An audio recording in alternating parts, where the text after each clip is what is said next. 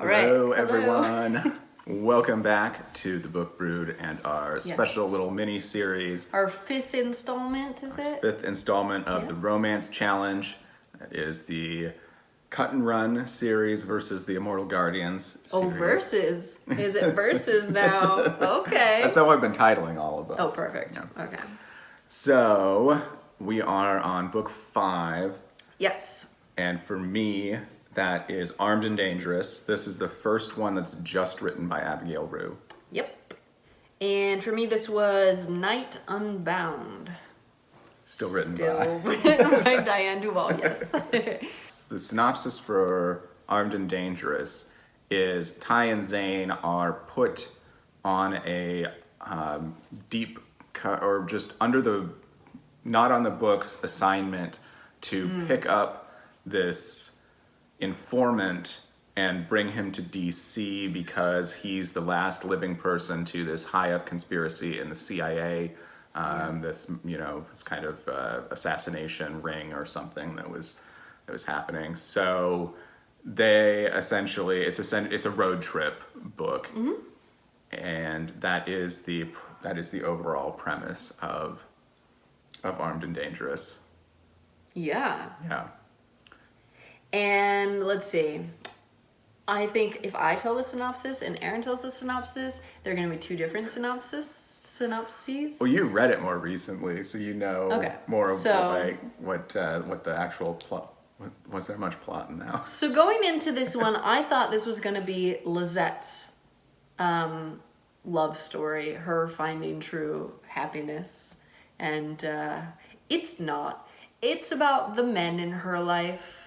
So I would say this is Zach's love story. That's the male love interest in this one.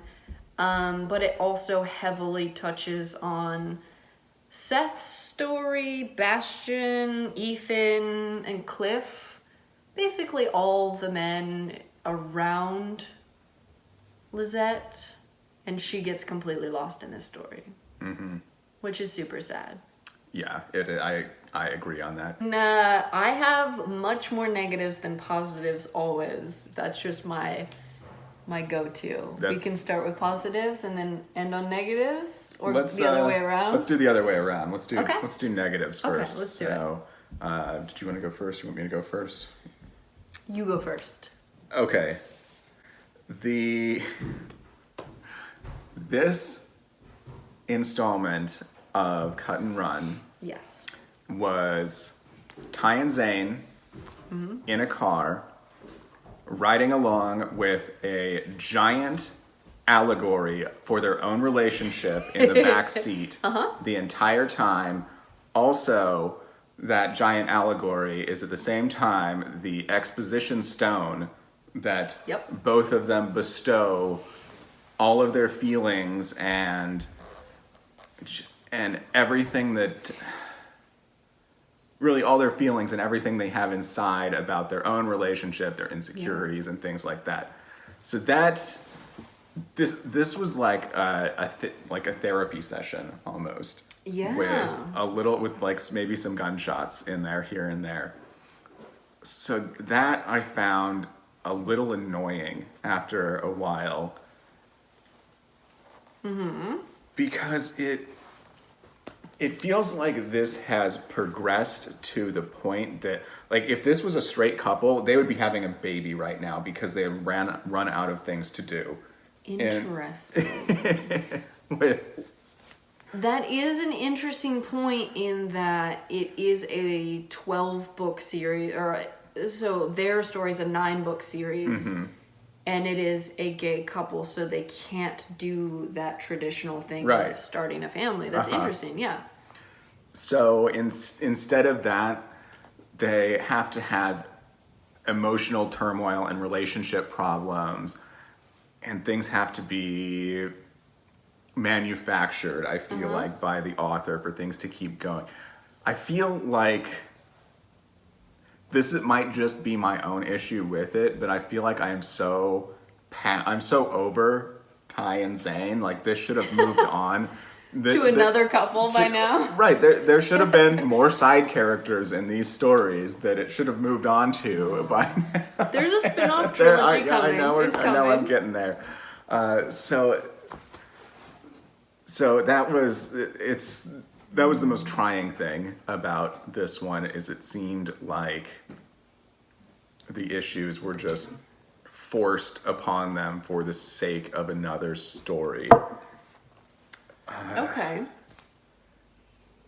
And in this book, again, Zane is completely defined by Ty. So the two people that they're transporting are a couple. Mm-hmm. And one of them's this like tough CIA informant who can take care of himself, and the other is his boyfriend, who's, was a waiter when they met, so he's just a normal guy, doesn't know what to do in a gunfight or in a fight or anything like that. Right. And so he was sort of Zane's allegory, even though Zane's an FBI agent and can take care of himself, but he's not the tougher one. I don't know how to. I'm trying to avoid using the word beta, because I think that's just a horrible way to describe someone's personality. Sure.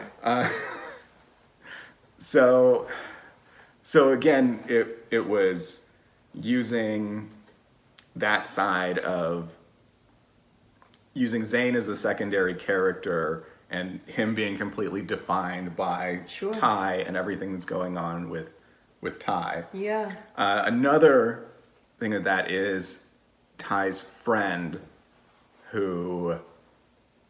Talking about Nick? Nick, who, had some, interest in Ty at one point or another. Him and Zane have to have this whole hash it out thing of, well, we should get along for Ty's sake, all about Ty. It's all about Ty. It's the main focus. Yeah, it's so funny because I never put that together when I was reading it, but that makes a lot of sense.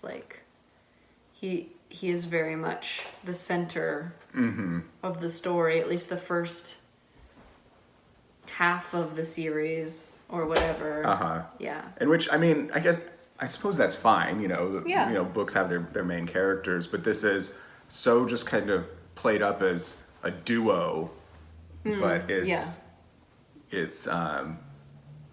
just focused around Ty. Sure. The Sidewinders, so that's Ty's friend, were still confusing because there was Nick. At least he was mostly on his own in this one, but then they mentioned some other guy. Digger. Right, and I couldn't remember who he was from the last book when he was introduced, because it was such a whirlwind of Sure. Yeah. If you listen to the last video, I go into that. Yeah. So I was still a little confused on who was who there. The ending was so dumb. It was meant to be funny, but it made me realize that for a lot of these books now, the author or authors would just get these ideas. So you have Ty and Zane as the characters, and they're like, wouldn't it be funny if they were in this situation? They're dolls and they're moving them to the different spots in the room. And then they build the plot around that idea, no matter how much it's coming apart at the edges or whatever. They just, just kind of, loosely packed dry sand around, to make the story. To make the story work. Yeah. And so the overall plot is not so satisfying in the end with a lot of these stories. Sure. Right, and my last thing is just it seems like there's nothing new added at this point. It's just drama between the characters. It's just added drama. Yeah. Which, hopefully... That's so funny. Healthy couples in real life have moved past a lot of these things by this point in the relationship and have learned how to communicate their way through them. It's so funny because you said there's nothing new added to this, and I was about to say there were tons of new characters added to this, and you were like, except for character drama? Oh. Yeah, I forget that I am a character-centered reader and you are a plot. But I have gotten better about this recently with my romance dive, that That's can have true. character focused things, but then you can run out of, I don't know, it can burn out, I feel like. All right, so for my negative notes, I don't know if I can do this without spoiling things too much. Okay, so spoilers. So spoilers.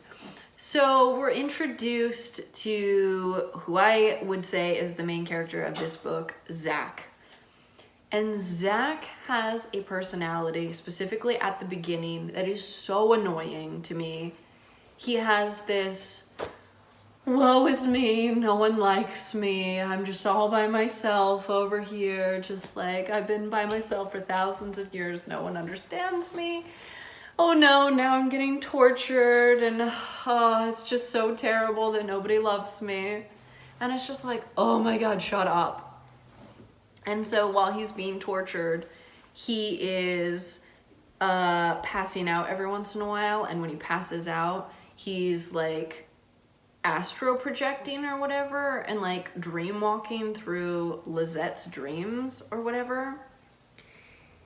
And my note on this is he's basically literally being tortured till the point of passing out, and then trying to have dream sex with Lizette at the same time, and then he'd wake up and get tortured again and then pass out and then like try and get back to like the dream sex. I was like, priorities, bro. He's trying to get as emotionally away from the bad stuff as possible during those times. No. Okay, and then during one of those times, Lizette wakes up from dreaming about Zach, like immediately after dreaming a shared dream with Zach, and she hears a commotion on the roof, like Santa Claus just fell off the fucking roof, and she's like, oh no, what could it be? I wonder if I'm being attacked. Really? You couldn't have thought, hey, maybe it's this super powerful immortal being that, you know, I was just dream banging with. Maybe he's here now. Okay, so that was frustrating. That was the like first, I don't know, bit of the book. You forgot to mention that he is a teleporter, so that's not... He's got all of the powers. He is Superman, just like he is Seth 2.0. Like, he is exactly the same cardboard cutout. He's Seth. So, not sure what that says about Lizette. But Lizette is a cardboard cutout. She is so lifeless, and she has no character of her own, and it's really disappointing because she's one of the few female immortal guardians, and I was really hoping for a strong female character in a male-dominated world to be able to show that she was, strong enough to keep up with the guys and do all this fighting and be a badass, but also, like, I wanted a bit of, like, her being a, feminine character and just trying to hold on to her femininity, and having, like, a personality would be nice. But we get conflicting accounts of Lizette from different men in her life, and then none of it, like, fleshes out with the actual person. It's like everyone else is projecting their own idea of who she is, but none of that's her. She's just, like, blank. Yeah, and she doesn't do any of it on her own. No. Yeah. No. And so you've got the author telling us, well, this is Lara Croft. She's the Tomb Raider. She's, she's got the motorcycle. She's a badass. She's basically got the big old braid back. Like, she's the Tomb Raider. But then you've got, like, people saying, no, she's super girly. And then she's none of that. Anyways, so she has no personality. Which is why I said this is not her story. This is Zach's story. There are a couple of other women in this story. Lizette has a second, which is like a badass assistant, I guess. And, like, they live together. They are with each other often, talk to each other all the time, have to work together. But even throughout those interactions that they have constantly, this book doesn't pass the Bechdel test. They don't have a single conversation that does not revolve around their relationships with men. It's all about, like, oh, sorry, I was having a dream about that guy at the hardware store that we were totally banging. And, hey, are you, like, seeing anyone? And, oh, what about your relationship with Ethan or whatever his name is? And, like, it's all about men. That's all they talk about. It's just men. And banging men and wanting to bang men. Which is fine, but, like, it's very frustrating because I was really hoping to get a woman's point of view, but this just felt like a man's story. Story. And then just a couple of other, like, little notes. Super intense insta-lust, dream sex. But this story, like, it just felt sexist. It really did. There were so many points where, like, Lizette was trying to tell other men, like, don't treat me different because I'm a girl or whatever, and, like, she would high five, like, another girl, be like, girl power or whatever, but it's like, it specifically feels the other way. Like, I feel like just you saying that in this instance, like, you're trying, just all of this just feels so sexist right now. Like you have the female characters being sexist, like, against themselves. Like, I don't know if that's possible. Like, I don't know. It just felt cringeworthy. Anyways, those are my negatives. Sorry, I went off on a long rant. No, it's those fine. Are my... It's fine. I knew you were really not gonna like that one because I realized a lot of those issues on the reread, and it was disappointing. Yeah. Because so many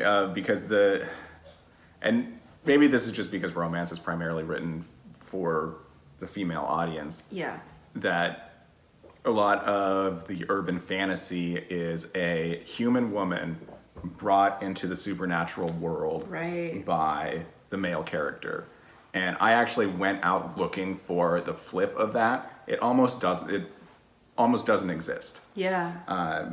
And that, like, that would be something I would definitely look for in. Right. You made this point the other day when we were talking, that it would have been a great change of pace to have that story. And that's what I thought we were going to have, where you've got the female immortal guardian badass, and then to bring in a male character who's not part of the world, and to get that. But on, like, instead what we get is the flip, where it's, yeah, she's immortal and badass, but she falls for someone who is so much more immortal and so much more badass, and, like, so she's still, like, the power dynamic that you were talking about is still the same. Which is super frustrating. Yeah.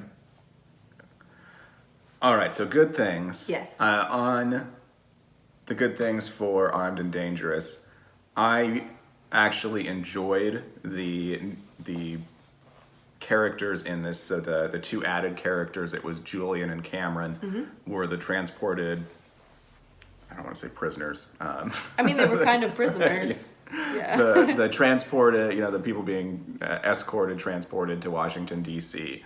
I actually thought they had some interesting some fun moments in the book of just interaction with each other, interaction with Ty and Zane, and Julian's constant escape attempts and everything. I thought were fun. They added the surprise element to the story. They'd be doing something that they think is pretty simple or whatever, but he'd find some kind of way to give them the slip yet again or sabotage something, and and just so it's just this constant, like, frustration of the road trip premise of something always goes wrong, and it was usually Julian. Yeah, that was fun.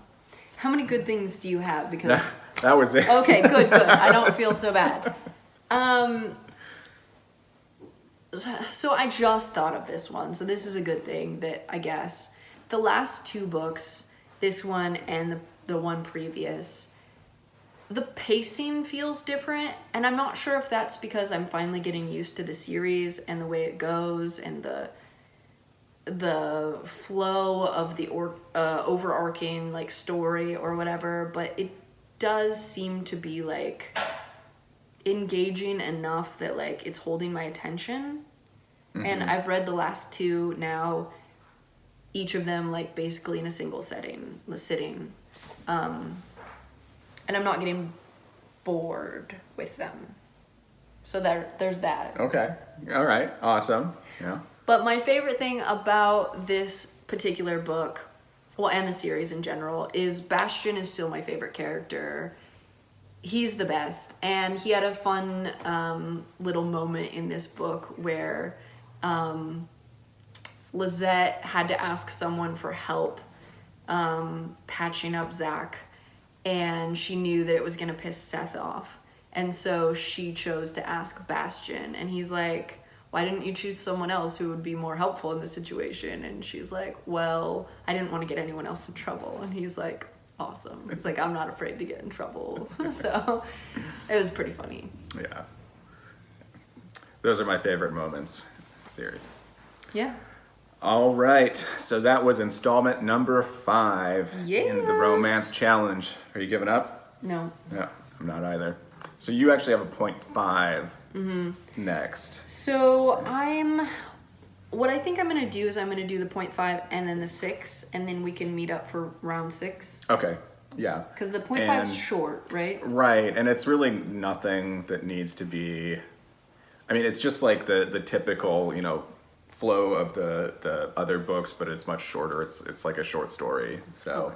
Yeah. It's just more about a minor character in it, but plot points are relevant to a later book. So. Okay. All right. Well, all right. Stay tuned for that. All right, everyone. Thanks for joining us on another installment. Give us a like if you like our videos, and give us some comments, and subscribe to our channel.